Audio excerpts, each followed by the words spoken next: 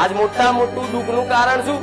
તમે કોકનું જોઈને કરવા જાઓ છો, એમાં દુઃખી થાય. એમાં માતા હામું ના જુઓ છો કે મારી દેરોણી ક્યાં 4 તોલા હોનું લાવ્યું, તો હું તમ ના લાવું. અલ્યા દેરોણી જે એના ઘરવાળા કમાઈ આલ્યું છે લાવશે, તારો ઘરવાળો ઓછું કમાય છે તું ઓછું લેજે. આ શું ખોટું? પણ હવે તમે આની ઈર્ષા જોઈ તમે તમારા ઘરવાળા જોડે બાજો ઝઘડો કે આ કશું કરતો નહીં, નોકરી ધંધો કરતો નહીં, જો પેલા આટલું હોનું પહેરે છે એ મને દોરો લઈ આવે કોઈ દાડો, એમ કરીને ઘરવાળા જોડે બાજે, બહુ ઝઘડા થાય, રોજ રોજ રોજ રોજ થાય. અને પછી મારા જેવી માતા પાડ્યા મારી હવે પતિ પત્ની બહુ ઝઘડા થાય. શું લડે છે? હું કહું તારી ઈર્ષા લડે છે, કશું નથી. આ શું ખોટું?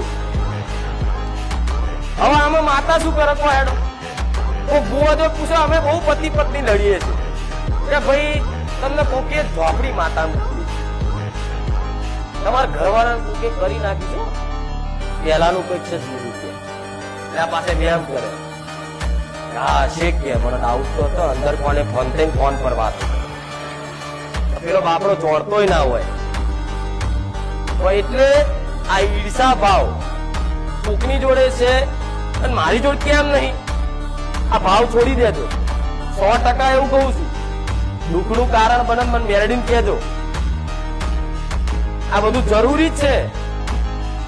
તમે એમ વિચારતો મારી જોડે કેમ નહીં આ વસ્તુ? પેલા જો ગાડી છે હારી તો મારી જોડે કેમ નહીં? તો એના નસીબમાં એના કર્મો અનુસાર, એના બાપ દાદાના કર્મો અનુસાર એને જે તે હારા કર્મ ચોક કર્યા છે, આ જન્મ નહીં તો આવતા જન્મમાં તે કર્મો તો જન્મો જન્મ ના આવતા હોય, આવતા જન્મમાં થોડું સારું કર્મ કર્યું હોય, કદાચ એની જોડે લક્ષ્મી માતા પ્રસન્ન વધારે હોય. અને તમારી પર કદાચ થોડું ઓછું હોય, સમય તમારો નબળો હોય તો તમારી જોડે ના હોય, તેમાં પેલાનું જોઈને દુઃખી થવાનું કારણ શું લેવા બનો? બનવાની જરૂર ખરી?